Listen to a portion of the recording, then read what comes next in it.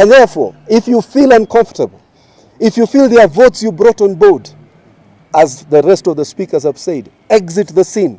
Go and prepare yourself for a contest in 2027. Telling the current deputy president, please resign and then go and face your own, desires and ambitions to become a president of this country in your own courageous way. Utterances of the deputy presidents demean and undermine the sanctity and honor of the presidency and the government he serves. We call upon, whereas Rigathi Gachagua continues to serve as the deputy president of this country, we call on him to resign immediately. If he's not happy with his president, let him resign from this administration and let him prepare himself for the contest in 2027. He can run in as a presidential candidate in 2027, and if he's going to be popular with the Kenyan people, we will see what he's going to do. You cannot become a president of this country by continuously dividing Kenyans along ethnic lines, along class lines, along all sorts of things. This country cannot, shall not, will not be led by such divisive elements in this country. This country needs real sober statesmen to lead them. The man is only a heartbeat away from the presidency. He probably thinks that by pushing this thing, the president will run away to another country and is going to be sworn in as the next president of this country.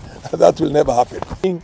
And saying this to Kenyans, there is no problem between the Warrior nation and the Kikuyu nation. There is no problem between the Luos and the Kikuyus. There is no problem between any community, Kalenjin, Somali, Kisii, Abaluya, anything. Kenyans are one family.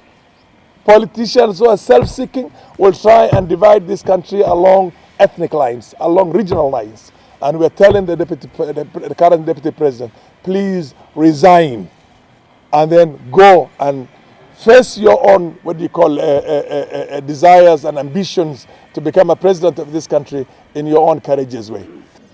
Kenyans were shocked to hear sentiments attributed to His Excellency the Deputy President, Rigathi Gachagua. And in particular, attacking senior civil servants or public servants who ordinarily report to the offices. Remember, the Deputy President is a member of the National Security Advisory Council. He sits in that committee, and therefore he will be privy to a lot of briefings. Unfortunately, instead of taking his concerns to that committee so that it can be addressed, he chose to address senior public officers who ordinarily will not be discussed in public. That is unfortunate. The leadership from the region have no issue whatsoever with other communities. Ours is a problem with the Deputy President in person. And I'm sure many Kenyans and many leaders from other regions, including his own region, are not happy with what he has done. And therefore ours is to call on the Deputy President to either work directly with the government and become the Deputy President that people know, or to ship out.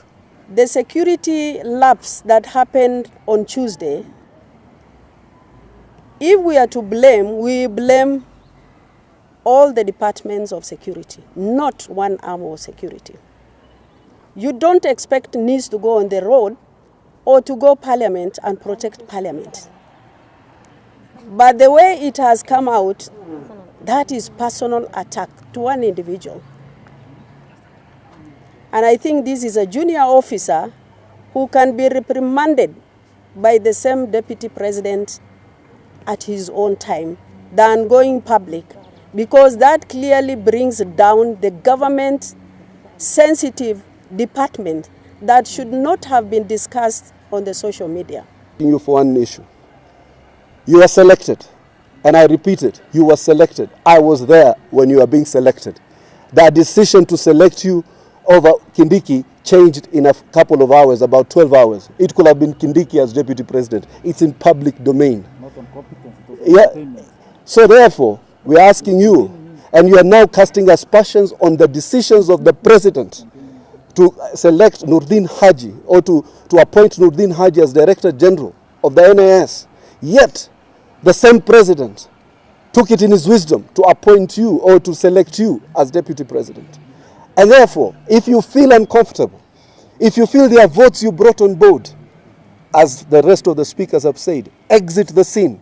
Go and prepare yourself for a contest in 2027 and let us see which Kenya will elect a tribal bigot as president. I want to tell the Vice President, the Deputy President, Rigiji, that the kind of statements that you have said yesterday, it is against the principle of peace and tranquility in this country.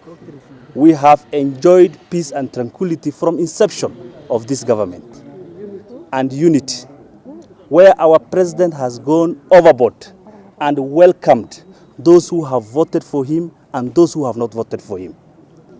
But what you have shown yesterday, it is opposite of what our president has showed so far in the country.